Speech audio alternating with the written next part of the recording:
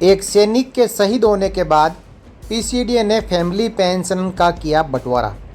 जय हिंद साथियों, नमस्कार। आप सभी का एक बार फिर स्वागत है। आप भी इस बात को सुनकर कहेंगे कि फैमिली पेंशन तो एनओके को ही मिलती है, वाइफ को मिलती है, तो बंटवारा कैसे हो सकता है। किसी सैनिक के शहीद होने के बाद 7 साल तक सर्विस पेंशन के बराबर ही फैमिली पेंशन जो भी नेक्स्ट ऑफ किन रहता है उसको मिलती है। लेकिन एक ऐसा मामला सामने आया है जहां इस फैमिली पेंशन का बंटवारा पीसीडीए ने किया है।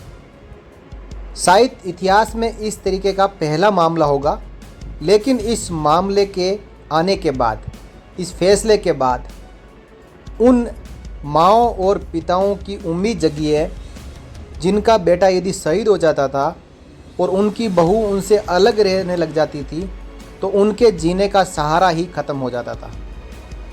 तो आइए मैं इस पूरे प्रकरण को आपको इस वीडियो में समझाऊंगा। तो ये मामला है राजस्थान के नागौर का, और वहाँ पे एक गांव है नरादना। नरादना गांव में एक महेंद्रपाल, जो कि भारतीय सेना में एक सैनिक था, और महेंद्रपाल नवंबर 2012 में देश की रक्षा करते हुए शहीद हो गए थे। महेंद्रपाल के पिताजी पहले ही इस दुनिया से गुजर गए थे। शहीद की पेंशन का विभाजन विधवा मां को 30% हिस्सा। अब इसके बाद जो विधवा मां है उसने नागौर जिले के कलेक्टर से अप्रोच की कि मेरा बेटा नवंबर 2012 में गुजर चुका है और मेरी बहू भी मेरे साथ नहीं रह रही है, मेरा भरण पोषण नहीं कर रही है।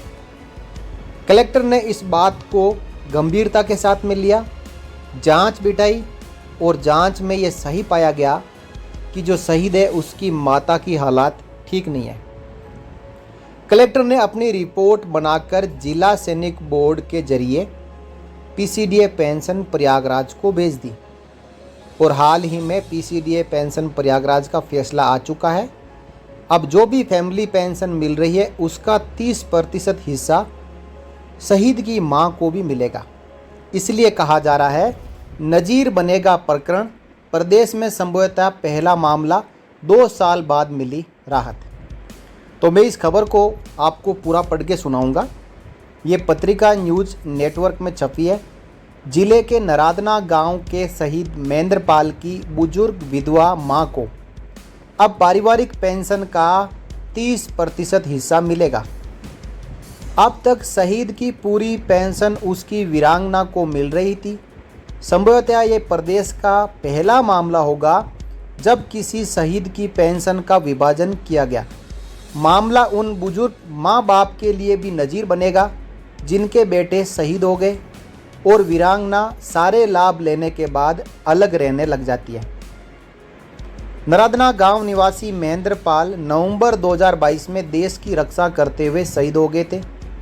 शहीद के परिवार को मिलने वाली पेंशन 25 बीघा जमीन व अनुकंपा नौकरी शहीद की वीरांगना निर्मला कंवर को दी गई।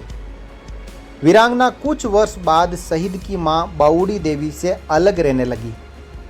महेंद्रपाल जब 1 साल का था तभी बाउड़ी देवी के पति की मृत्यु हो गई।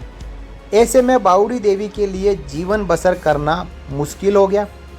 बाउड़ी ने 14 सितंबर 2021 को कलेक्टर को पीड़ा बताकर पेंशन का आधा हिस्सा उसे दिलाने की गुहार लगाई। बाउड़ी की इस पीड़ा को पत्रिका ने प्रमुखता से उठाया, यानी जो पत्रिका राजस्थान पत्रिका है उसने पहले मामले को उठाया था, जिसमें उन्होंने छापा था, सोचा था बुढ़ापा आराम से कटेगा, पर शहीद की मां के नहीं सूख रहे आंसू। तो आगे अब कलेक्टर ने क्या पत्र लिखा था। शहीद की मां बाउड़ी देवी की पीड़ा को समझते हुए तत्कालीन जिला कलेक्टर डॉक्टर जितेंद्र कुमार सोनी ने सैनिक कल्याण विभाग राजस्थान के निदेशक को पत्र लिखा था।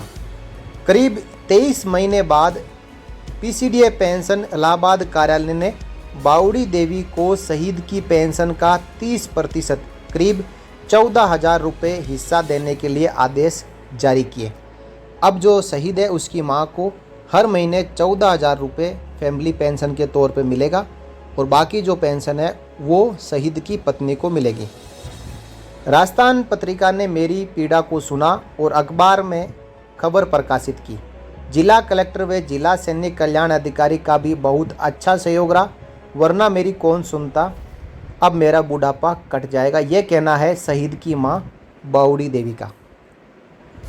तो पूरा प्रकरण साथियों आपने यहाँ पे देखा कि पीसीडीए ने भी जो रिपोर्ट भेजी थी, जो रिकमेंडेशन जिला सैनिक कल्याण अधिकारी के जरिए राज्य सैनिक बोर्ड की अप्रूवल के साथ जब पीसीडीए पेंशन प्रयागराज को भेजी, जिसमें कलेक्टर ने यह कहा था कि मौजूदा हालात, जो शहीद है उसकी मां, उसके जो मौजूदा हालात है उस हालातों को देखते हुए उनको भी फैमिली पेंशन का कुछ हिस्सा दिया जाए। हालांकि जो शहीद की मां है उसने 50% हिस्सा मांगा था, लेकिन फाइनल तौर पर जो भी स्थिति रही होगी, पीसीडीए पेंशन प्रयागराज ने फैमिली पेंशन का 30% हिस्सा शहीद की मां को देना शुरू कर दिया है। अब मां के भी जीने का सहारा बन चुकी है अपने शहीद बेटे के जाने के बाद जो फैमिली पेंशन मिल रही है वो।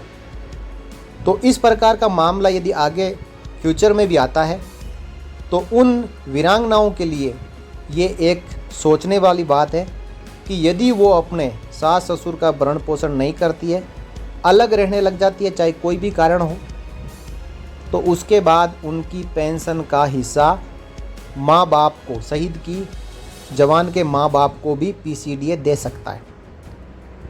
तो इस तरीके के और भी कई मामले हमारे देश में चल रहे होंगे, तो वो माँ बाप इस फैसले का हवाला देते हुए अपने जिला सैनिक बोर्ड के जरिए और कलेक्टर को गुहार लगाते हुए अपने पीसीडीए पेंशन प्रयागराज को रिपोर्ट भिजवा सकते हैं, ताकि उनको भी फैमिली पेंशन का कुछ हिस्सा मिलना शुरू हो सके। ये हिस्सा जो मिलना शुरू होगा वो पूरी गंभीरता से, जो फैक्ट है वो जांचने के बाद ही होगा। जो माँ बाप है उनका इनकम देखा जाएगा और उसी के बाद यदि कोई इनकम नहीं है, कोई भी सोर्स ऑफ इनकम नहीं है, तो फैमिली पेंशन का हिस्सा उनको ज़रूर मिलेगा। तो ये एक छोटी सी जानकारी, लेकिन बहुत ही महत्वपूर्ण और जागरूक करने वाली जानकारी है कि राजस्थान के नागौर ज़िले में एक मामला ऐसा आया है कि अब शहीद की मां को भी फैमिली पेंशन का 30% हिस्सा मिलेगा। इस जानकारी को सभी के साथ आप पहुंचा सकते हो, वीडियो को ज़्यादा से ज़्यादा शेयर कर सकते हो, ताकि कोई ऐसा माँ या बाप जो बिना किसी सहारे के अपने शहीद बेटे के जाने के बाद जो गुजर बसर करने में असमर्थ हैं, वो ऐसे मामलों को अपने जिला कलेक्टर के पास में ले जाके उठा सकते हैं और मामला आगे भिजवा सकते हैं। बने रहिए चैनल के साथ, अगले वीडियो में फिर मिलेंगे। तब तक के लिए जय हिंद, जय Bharat, Vande Mataram. For more updates, subscribe to our channel and enjoy watching the videos.